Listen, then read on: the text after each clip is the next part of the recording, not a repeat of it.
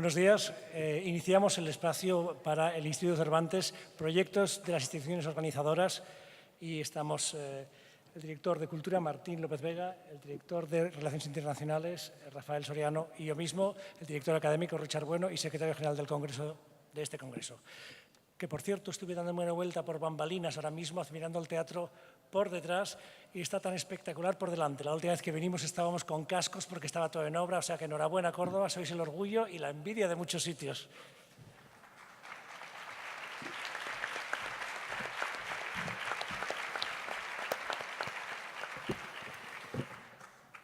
Bien, vamos a ver si acierto con esto.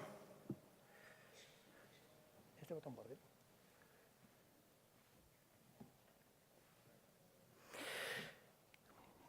Como sabéis, como todos sabéis, o si no os lo cuento yo ahora, el Instituto Cervantes cuenta con 25 años de experiencia en formación de profesores de español como lengua extranjera. Solo en el último año se han realizado más de 900 cursos de formación de profesorado como lengua extranjera en todos los ámbitos, en los que se inscribieron, formaron o actualizaron casi en torno a 18.000 profesores de español como lengua extranjera. El Instituto Cervantes sabe de la importancia de contar con profesorado cualificado y formado, y al igual que muchas instituciones y universidades aquí presentes, considera al profesor una pieza fundamental del aprendizaje de lenguas.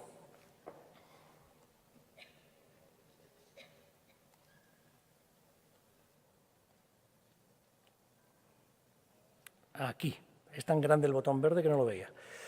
Muy bien. Ya entonces, por el año 2011, visioneros como éramos e interesados por la formación correcta de los profesores, de nuestros profesores y nuestras profesoras, iniciamos un grupo de reflexión muy grande en todos los centros de la red, distribuidos por todo el mundo, que se llamaba, y no se pierdan el detalle del título, Creencias sobre el concepto de calidad docente de L, ¿qué es ser un buen profesor o una buena profesora de L, de español como lengua extranjera? Este proyecto de investigación se hizo a todos los niveles, desde la administración, el profesorado participó, e incluso el alumnado de todos los centros en todos los países del mundo. Queríamos saber exactamente qué cualidades necesitaba tener un buen profesor o una buena profesora para poder impartir docencia de español como lengua extranjera. Este documento, que pueden descargar de nuestra página web gratuitamente, podrá también ayudarles a reflexionar sobre conceptos que parece que tenemos todos claros, pero que no es necesariamente así. Este documento, en 2011, dio pie para el siguiente y gran documento de referencia del Instituto Cervantes, al que también pueden acceder, es las competencias clave del profesor de lenguas segundas y extranjeras. En él se hacía una valoración y un análisis y una investigación sobre qué competencias básicas y necesarias debíamos tener para poder impartir la docencia de español en el aula. Esto ha servido para referencia para muchas instituciones educativas, editoriales y otros think tanks, con perdón por la palabra, en un contexto como este, para poder desde ahí partir rumbo a una definición del perfil de los docentes en el aula. También aquí podemos ver un poco cómo se desglosaban todas las diferentes competencias de las que estamos hablando y que formaban parte clave del poliédrico perfil que tenían que contar los profesores y donde tenían que hacer énfasis o hincapié en aquellos apartados en los que no dominaran o no tuvieran bastante conocimiento, ¿no? El rosetón del centro podéis ver que son la involucración del profesor dentro de su aula, y la de fuera, una cosa que era novedosa en su momento, el profesor dentro de la institución, como miembro de una institución educativa, no solo dentro del aula, ¿no? Bien, pues todo esto también dio lugar a que 10 instituciones de alto rango europeo participaran en un proyecto que les invito también a mirar, que se llama el European Profiling Grids, el EPG, la parrilla del perfil del profesorado, que pueden utilizar todas las instituciones para calibrar y para poder organizar todas las cuestiones de los profesores en la distribución de sus tiempos, espacios, perfiles y competencias. Con la visión de seguir formando al profesorado y de dar un paso más para ofrecer soluciones académicamente fiables y válidas, el Instituto Cervantes ha diseñado y desarrollado para toda la comunidad académica de dentro y de fuera del mundo hispanohablante un nuevo sistema de acreditación docente, del cual forma parte el primer diploma de acreditación docente para profesores, que hemos denominado DAD.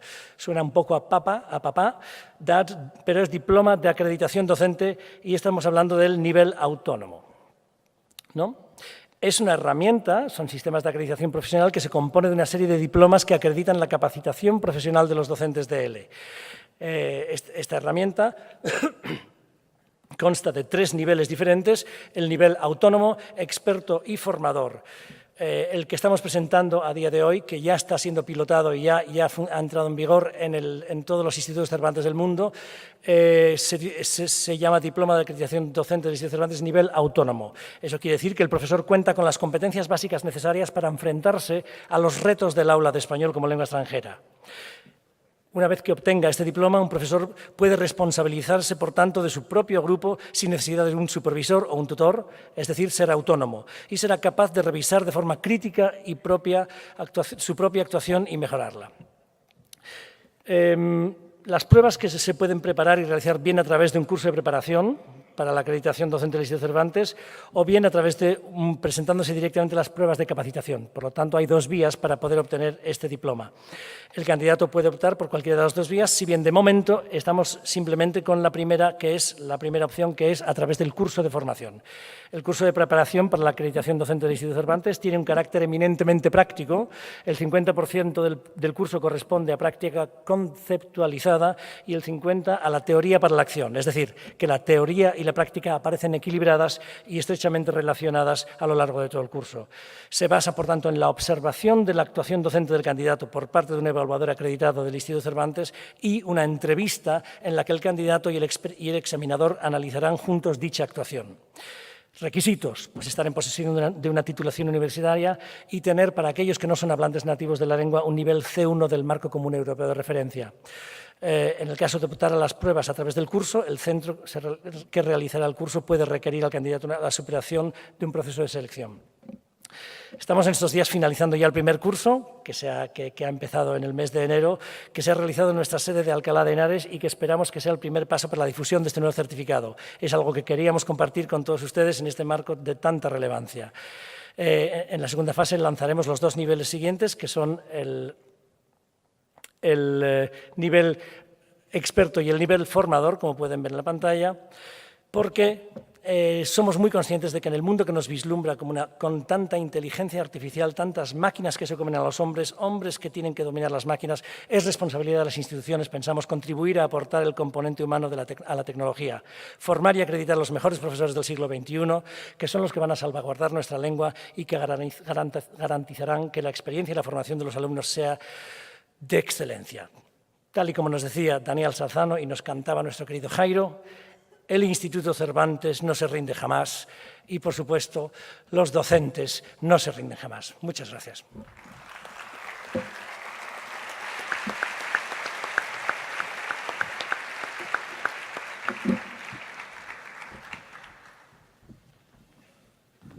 Muy buenos días. ¿Salgo guapo? La acción cultural del Instituto Cervantes en 10 minutos, prometido. La misión cultural del Instituto Cervantes consiste, según su ley fundacional, en la difusión de la cultura española en sus diferentes lenguas, así como de la cultura en castellano creada en todos los países del ámbito hispanohablante. Una vez que sabemos qué tenemos que hacer, pudiera parecer que solo nos debe preocupar el cómo hacerlo. Sin embargo, antes hay otra cuestión fundamental: ¿para qué? Sí, ¿para qué difundir la cultura en castellano y en las otras lenguas de España? La manera en cómo lo hagamos va a crear una imagen de lo que somos.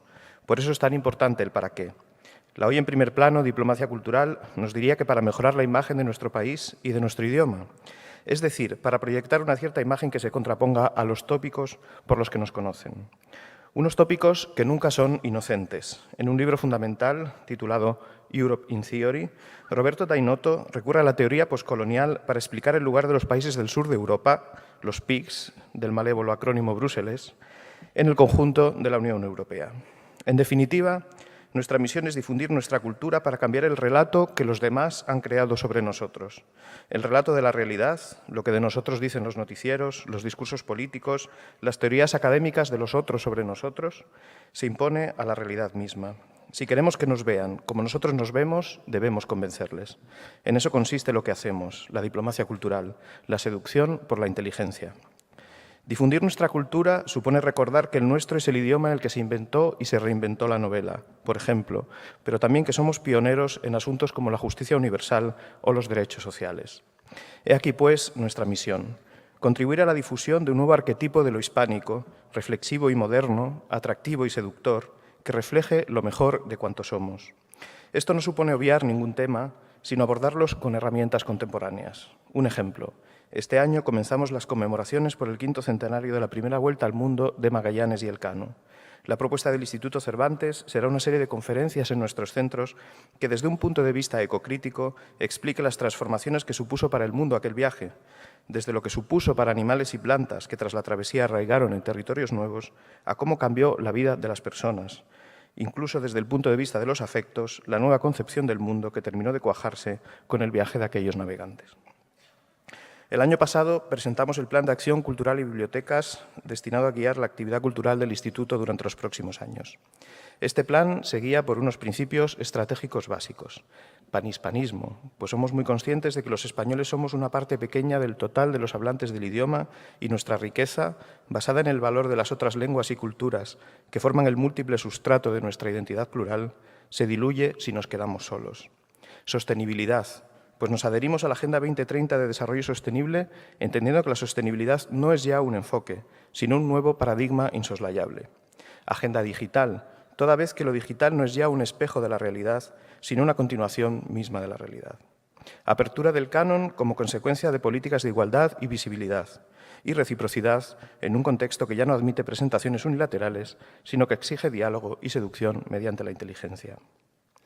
Nos hemos propuesto mostrar una cultura española hispánica vanguardista en lo artístico, desde la literatura a la gastronomía, sin olvidar la ciencia o la música, pero también en lo social, recordando, como decía, que nuestro país es pionero en asuntos cruciales de nuestro tiempo, como la justicia universal o las políticas de igualdad, así como en el reconocimiento de la diversidad cultural.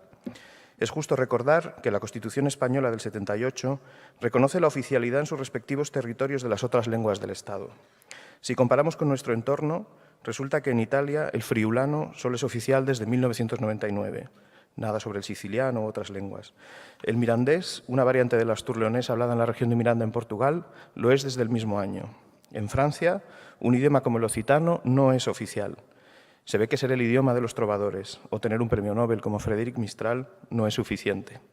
El occitano, por cierto, sí es oficial en España, donde aún se habla en el Valle de Arán.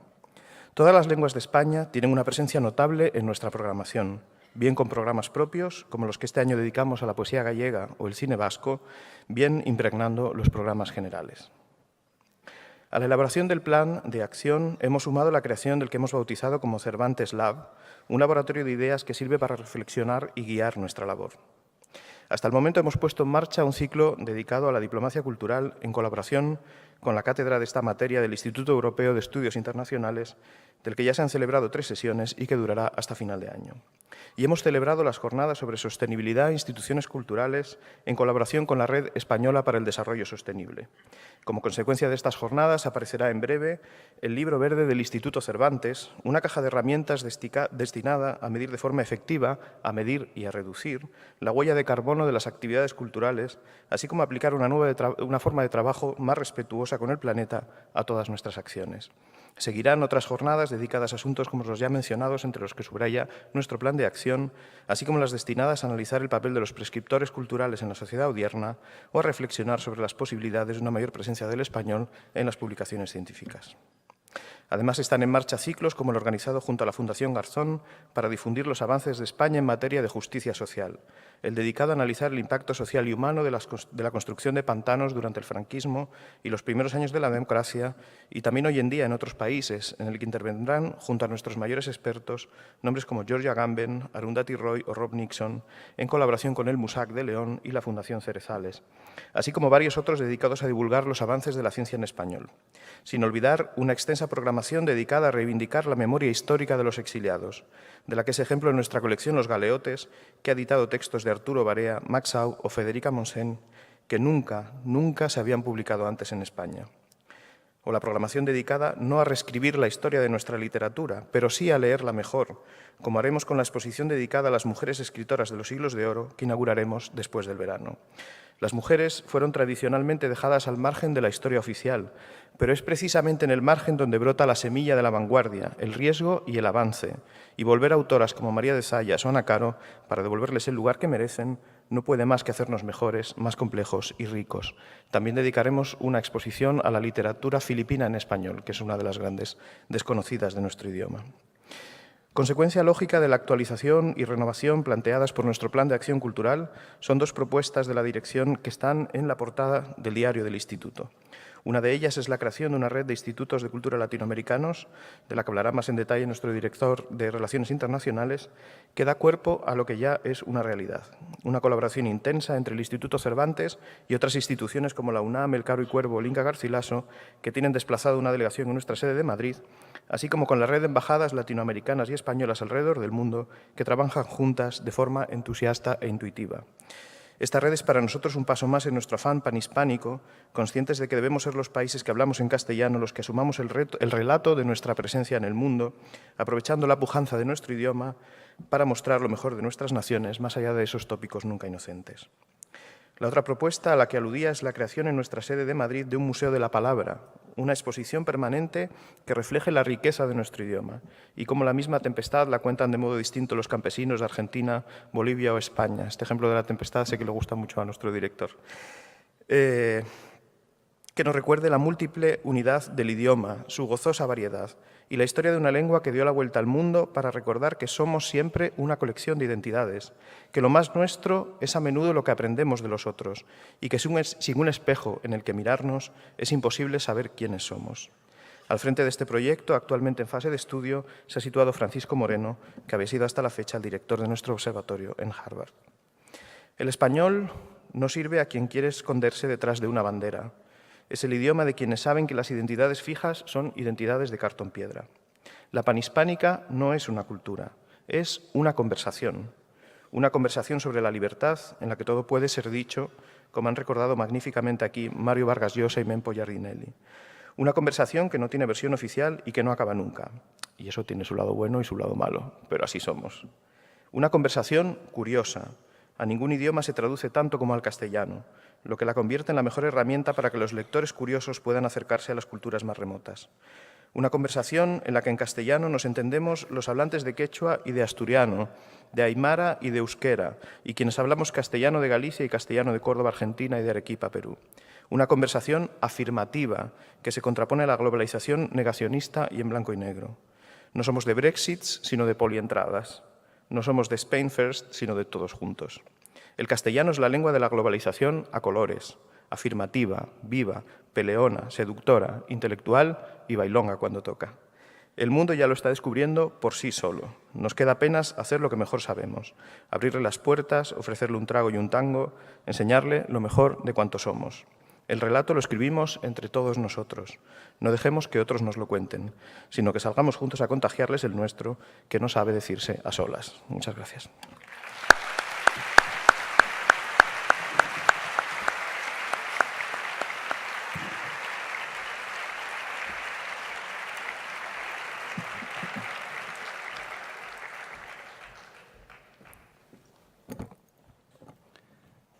Señoras y señores, queridas amigas, queridos amigos, muy buenos días.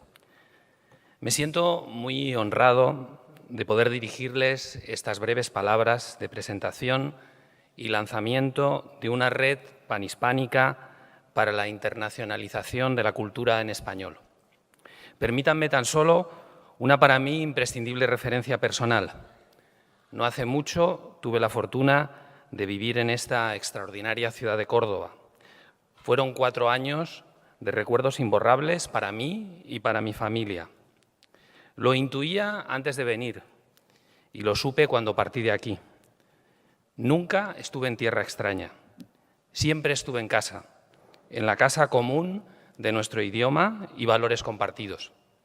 Es por eso que volver a esta ciudad, en el marco del CILE, y tener la oportunidad de presentar esta iniciativa es para mí un gran privilegio. La comunidad hispanohablante agrupa a 577 millones de personas, de las que 480 tienen al español como lengua materna. No solo es una comunidad cohesionada y homogénea, sino que sigue despertando un interés creciente entre los más de 21 millones de estudiantes de español en el mundo. Llevamos ya tiempo apostando por el carácter panhispánico de nuestro idioma común y los congresos de la lengua son la prueba más clara de esa visión. ASALE, la RAE y el Instituto Cervantes, entidades organizadoras de los CILE, han venido presentando a lo largo de los años proyectos e iniciativas que fortalecen ese sentido de comunidad. Buena prueba de ello son los diccionarios panhispánicos y proyectos como el SIELE y el SICELE. Ninguna de estas iniciativas sería posible sin el concurso de todos, sin la extraordinaria riqueza que supone la participación de entidades y universidades de nuestra comunidad hispanohablante. Si bien el patrimonio lingüístico panhispánico está cada vez más ampliamente reconocido y cohesionado, nuestro patrimonio cultural, en sus más amplias manifestaciones, carece todavía de un instrumento de promoción internacional de carácter panhispánico. Y ello a pesar de la relevancia que la cultura tiene en la escena internacional o de la importancia creciente de las industrias culturales en nuestras sociedades. Por ese motivo, nos corresponde desarrollar una profunda reflexión que potencie la proyección de nuestra comunidad, de la cultura en español. Creemos que ha llegado el momento de dotarnos de un instrumento propio que favorezca la acción conjunta de nuestra presencia cultural en el mundo.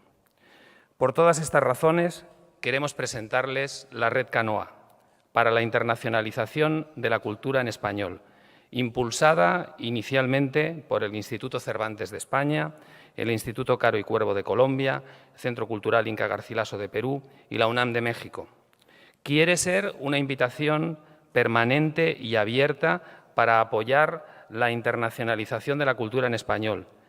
Quiere ser un espacio que complemente la labor que ya realizan la SEGIP y la OEI, entre otras, en el espacio iberoamericano. Una plataforma de colaboración entre instituciones públicas y privadas, universidades y centros de pensamiento que nos sirva para afianzar la internacionalización de nuestra cultura. ¿Por qué la llamamos Red Canoa? Por ser canoa la primera palabra de la América de sus pueblos originarios adoptada por la lengua española. ¿Qué queremos hacer? Diseñar y poner en marcha un espacio de difusión y promoción internacional de la cultura en español. Nuestro objetivo es favorecer una visión articulada de nuestra diversidad cultural que permita ser una respuesta común a los retos que la globalización plantea a nuestra comunidad. ¿Cómo vamos a hacerlo? Compartiendo estrategias comunes de internacionalización, incluyendo la eventual coordinación, cesión y uso de nuestros respectivos equipamientos culturales en el exterior, materializando dicha promoción en el diseño y puesta en marcha de proyectos concretos y tangibles de divulgación de la cultura de la comunidad panhispánica. ¿Quiénes vamos a hacerlo? Las instituciones anteriormente citadas quieren subrayar que la Red Canoa es una invitación permanente a otras instituciones de prestigio, públicas y privadas, muchas representadas en este bello auditorio, para que se sumen a este proyecto de futuro. Uno de nuestros iberoamericanos más universales, no precisamente un escritor o un poeta, aunque indudablemente llevó a cabo obras de arte, nuestro inmortal Di Stéfano, dijo en una ocasión: «Ningún jugador es tan bueno como todos juntos». Esa es precisamente la visión con la que nace la Red Canoa. Y para escenificar el lanzamiento de esta iniciativa, quisiera invitar a los directores y representantes del Instituto Cervantes, del Instituto Caro y Cuervo, del Centro Cultural Inca y Garcilaso y de la UNAM para que suban a este escenario y firmen la declaración de presentación de nuestra red.